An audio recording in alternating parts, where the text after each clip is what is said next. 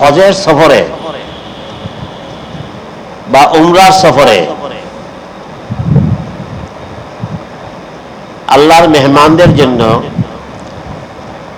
সবচাইতে বড় আমল আল্লাহর ঘরে তাওয়াফ করা। নফল নামাজ কোরআন শরীফ তেলাওয়াত থেকেও বেশি গুরুত্ব আল্লাহর ঘরের তাওয়াফ করা। যে যত বেশি পারবেন তাওয়াফ করবেন। এই পৃথিবীতে তাওয়াফ এমন একটি ইবাদত, এটা পৃথিবীর যে কোনো জায়গায় করা যায় না। নামাজ রোজা পৃথিবীর যে কোনো জায়গায় করা যায়, কিন্তু তাওয়াফ এটা একমাত্র কাবা ঘরের এখানে করা যায়। আমাদের বাড়িতে করতে পারবো না, ঢাকা করতে পারবো না। আর আল্লাহ পাক কোরআন শরীফে বলেছেন, কালকে আয়াতটা তেলাওয়াত করেছিলাম, ওয়ালিয়াতাওয়াফু বিল বাইতিল আতীক। আল্লাহর মেহমানদেরকে আল্লাহ বলতেছেন, ও আমার মেহমানরা, ওয়ালিয়াতাওয়াফু বিল বাইতিল আতীক। বাইতুল আতীক মানে বাইতুল্লাহ। বাইতুল আতীকের যত বেশি পারো তত তাওয়াফ করো। শুধু পেলে তাওয়াফ করবেন। আল্লাহর ঘরের তাওয়াফ 4 প্রকার। আল্লাহর ঘরের তাওয়াফ 4 প্রকার। ফরজ তাওয়াফ, ওয়াজিব তাওয়াফ, সুন্নত তাওয়াফ, নফল তাওয়াফ। কয় প্রকার হইল? 4 প্রকার হইল। আচ্ছা, আল্লাহর ঘরের তাওয়াফটা যদি ফরজ হয় তাহলে এটা 2 প্রকার। যদি ফরজ হয় তাওয়াফ তাহলে 2 প্রকার। একটা হলো উমরার ফরজ তাওয়াফ, আর একটা হলো হজের ফরজ তাওয়াফ, বাস। আর যদি তাওয়াফটা ওয়াজিব হয় এটা 2 প্রকার। কথা বলেন কেন? বলতে পারতেছেন না? উমরার ওয়াজিব, ওয়াজিবের কথা বলতেছে। তাওয়াফ করা উমরার মধ্যে ওয়াজিব না, ফরজ। পেছ লাগাই দেন কেন? না, কথা বললে পেছ লাগবে। আচ্ছা, যদি তাওয়াফটা ওয়াজিব হয়, ওয়াজিব মার্কা হয়, তাহলে এটা আবার 2 প্রকার। কিভাবে 2 প্রকার? একটা ছিল বিদায় তাওয়াফ। হজ করে মক্কা শরীফ থেকে যেদিন বিদায় নেবেন, বিদায় নেওয়ার আগে সর্বশেষ, এটাকে বিদায় তাওয়াফ বলে। এটা ওয়াজিব, হজের সর্বশেষ ওয়াজিব। আরেকটা হলো কেউ যদি মান্নত করে যে আমার অমুক কাজটা যদি আল্লাহ রহমতের সহজভাবে সমাধা হয়ে যায়, এই যে আমি আল্লাহর ঘরের একটা তাওয়াফ করব, এটা মান্নতের তাওয়াফ। মান্নতের যদি কেউ তাওয়াফ করে থাকে, নিয়ত করে থাকে তাওয়াফ করবে, তাহলে তার জন্য তাওয়াফ করাটা ওয়াজিব। গেল 2 প্রকার, ফরজ আর ওয়াজিব। আচ্ছা, আর যদি 3 নম্বর হয়, আল্লাহর ঘরের তাওয়াফটা সুন্নত হয়, এটার কোনো প্রকার নাই, 1 প্রকারে।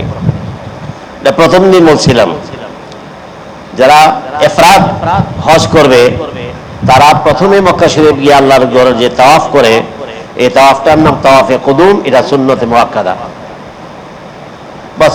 আর কোন সুন্নত তাওয়াফের আর প্রকার নাই, একটাই।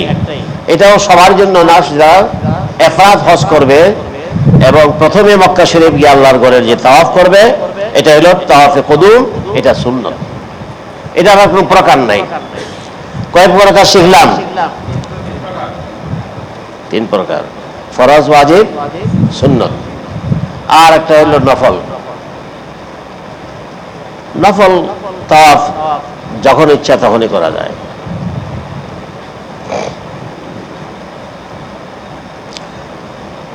এই 4 প্রকারটা কেন বললাম? আমি আর আপনি যখন তাওয়াফ করব, হাজরা আসওয়াদের সামনে এসে নিয়তটা করতে হবে। কিসের তাওয়াফ করতেছি? এটা মুখস্থ করলে হবে না। কোন নিয়ত করলেন, এমনি 7 বার বললেন, 100 বার বললে কোনো কাজ হবে না। আমি এখন তাওয়াফ করতেছি, এটা উমরার ফরজ তাওয়াফ। আমি এখন তাওয়াফ করতেছি, এটা হজের ফরজ তাওয়াফ। আমি এখন তাওয়াফ করতেছি, এটা বিদায় ওয়াজিব তাওয়াফ, বিদায় তাওয়াফ, বা আমার কোনো একটা মান্নতের তাওয়াফ। এছাড়া যত তাওয়াফ হবে এটা হলো নফল।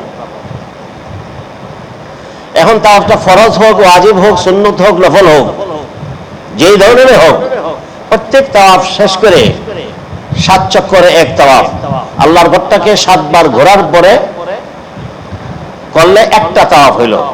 এই তাওয়াফটা শেষ হবে, তাওয়াফের পরে 2 রাকাত ওয়াজিব নামাজ আদায় করার পরে।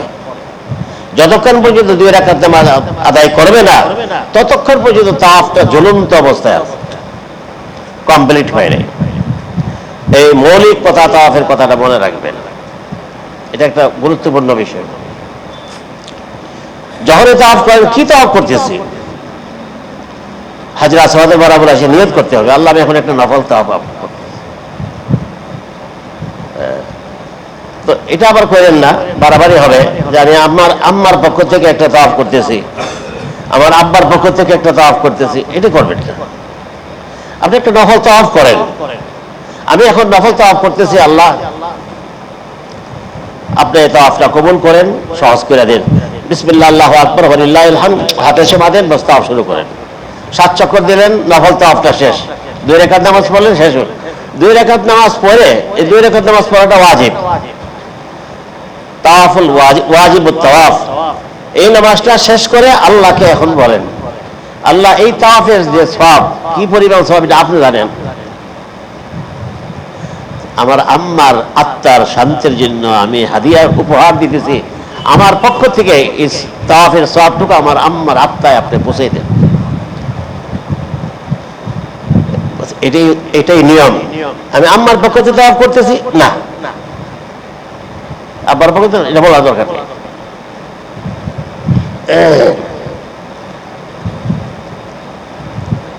আচ্ছা, তাওয়াফ তো শুরু করে কি বা কালকে বলছি, সব কথা প্রতিদিন বলা যাবে, সবাই পাবো না। হাজর আসওয়াদের সামনে গিয়ে বরাবর হয়ে, হাজর আসওয়াদের বরাবর হয়ে প্রথমে নিয়ত করতে হবে আমি কি তাওয়াফ করতেছি, ওই জায়গাতেই নিয়ত করতে হবে। বাসার থেকে উঁচু করে বাইরেছে তখন নিয়ত করতে দিলে হবে না, দৃষ্টি জায়গায় নিয়ত করতে হবে। এই যে নামাজ পড়তে আসছেন বাসা থেকে, মাগরিবের 3 রাকাত ফরজ, এটা বাসা থেকে করছেন না এখানে দাঁড়ায় করছেন, এইখানে তো হাজির আসওয়াদের সামনে দাঁড়ায় নিয়তটা করতে হবে।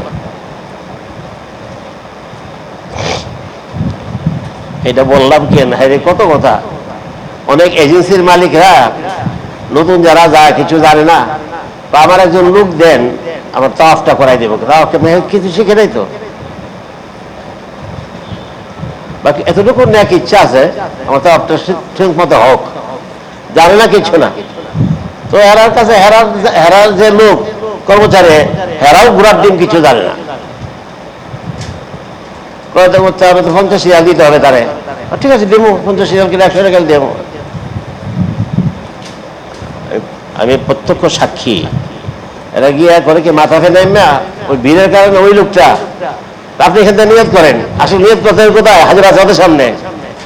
এই লোকটা ওখানে যায় না, হেরা ওখানে নিয়ত করে মাথা ফেলে দেখ, এখন যান আপনি ইয়ে করেন, তাওয়াফ করেন।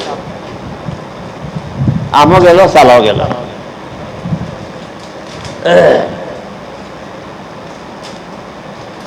তারপরে নিয়ত করে, তারপরে বিসমিল্লাহ আল্লাহু আকবার, হাজর আসওয়াদিকে 2 হাতের তালু দিয়ে ইশারা করে মনে মনে কল্পনা করা আমি পাথরে হাত রেখেছি, কল্পনা করা, কল্পনা করে হাত রেখে বিসমিল্লাহ আল্লাহু আকবার ওয়ালিল্লাহিল হামদ বলে হাতটা করে হাতে চুমা দিলেন। পাথরকে চুমা দিলে যেই ফজিলত, হাতে চুমা দিলে একই ফজিলত।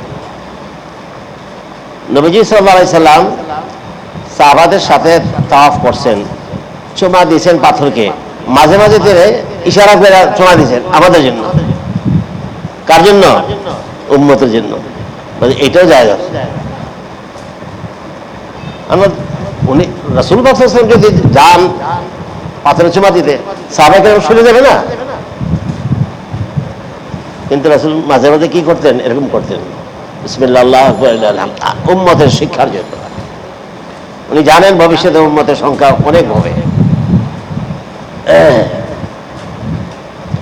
তারপরে তাওয়াফ শুরু করলেন। আমি তাওয়াফটা শুরু করার সাথে সাথে পড়তে থাকি লা ইলাহা ইল্লাল্লাহু ওয়াহদাহু লা শারীকা লাহু লাহুল মুলকু ওয়া লাহুল হামদু ওয়া হুয়া আলা কুল্লি শাইইন কাদির। এটা বেশি বেশি পড়তে থাকি।